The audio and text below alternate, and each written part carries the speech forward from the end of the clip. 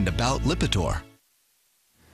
We are back with NBC News In Depth. You've heard the term earmarks in this campaign. Some lawmakers say they're part of doing business. Others, Senator McCain among them, say they are often a backdoor waste of taxpayer money.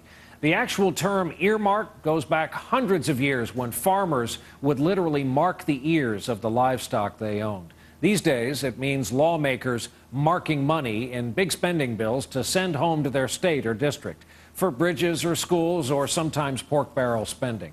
Here's our senior investigative correspondent, Lisa Myers. Millions upon millions of dollars in earmarks. Earmarks. Earmarks. Earmarks. Earmarks, a buzzword in this year's presidential campaign. Earmarks are taxpayer dollars directed to special projects, a way for lawmakers to curry favor with friends and constituents and skirt the regular appropriations process. When you've been taking all these earmarks when it's convenient, and then suddenly you're the champion anti-earmark person, that's not change. That's Barack Obama accusing Sarah Palin of flip-flopping on earmarks. But on this issue, Obama and Palin actually have a lot in common. Both only recently changed their tune. In 3 years in the Senate, Obama has sought $860 million in earmarks, including $8 million for defense contractor General Dynamics, $1 million for a new Chicago Children's Museum, $800,000 for a water system in Port Byron, Illinois.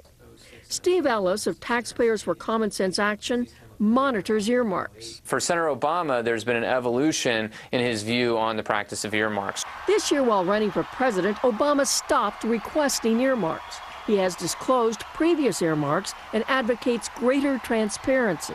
That's one of the hallmarks of my previous work in the state legislature, in the United States Senate, making sure that Americans know where our money is going, what earmarks are out there.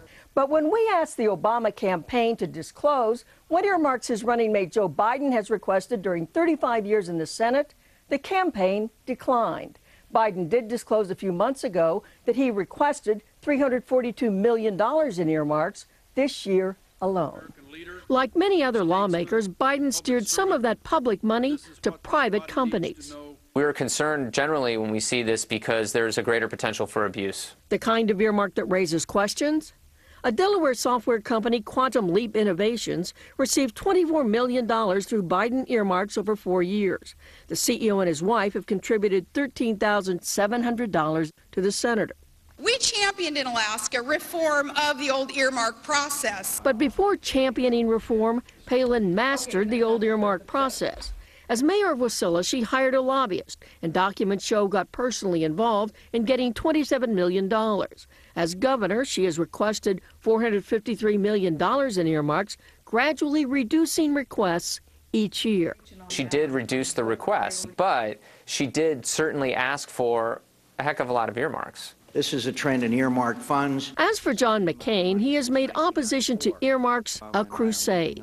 He was an earmark reformer before earmark reform was cool. And on this issue, experts say, McCain's words pretty much match his deeds. He has not asked for an earmark in his 26-year career. Lisa Myers, NBC News, Washington.